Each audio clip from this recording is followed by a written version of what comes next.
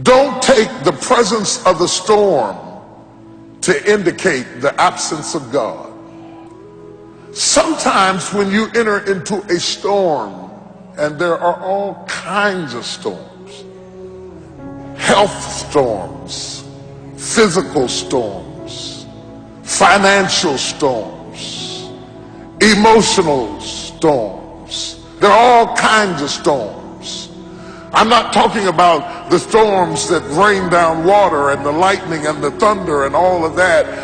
I'm talking about storms that other people can't see. Undetectable storms.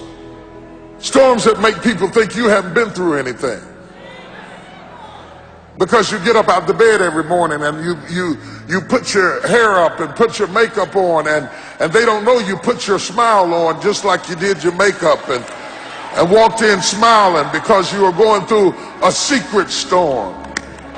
See, when you're going through a visible storm, somebody will hand you an umbrella or a raft or some help or some assistance because they are aware of your suffering.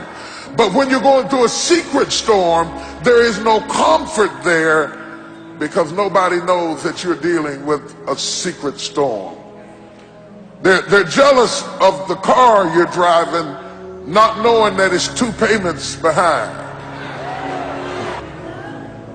They're envious of the position that you were promoted to, not knowing that now that you're promoted into that position, you can't even rest at night.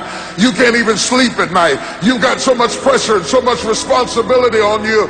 And all of a sudden you're in a storm and nobody even knows it.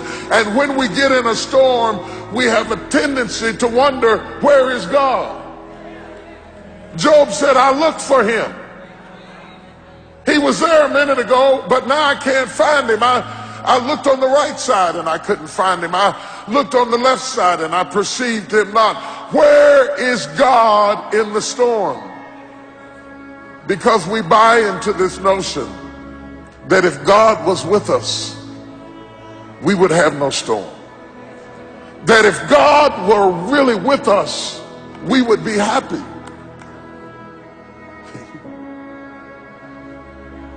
That if God were really with us, everything would go smoothly.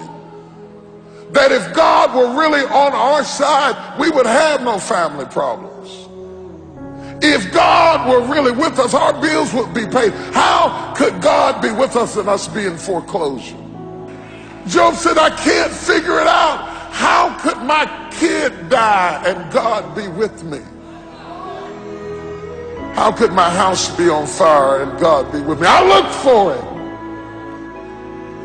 I looked for him. I didn't see him. I looked on the right. I didn't see him. I looked behind me.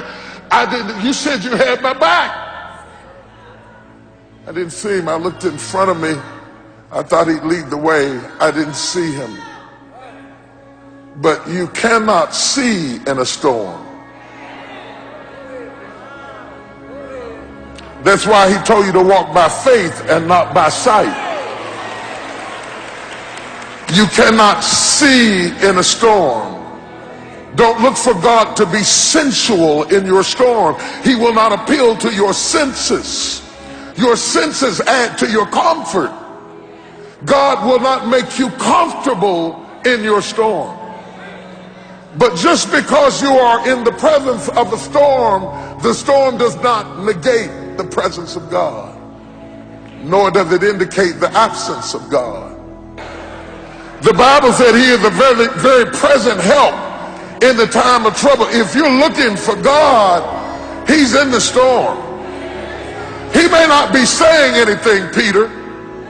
You may find him asleep on the boat in the bottom of the ship, but don't think that he jumped off the boat because you were in a storm.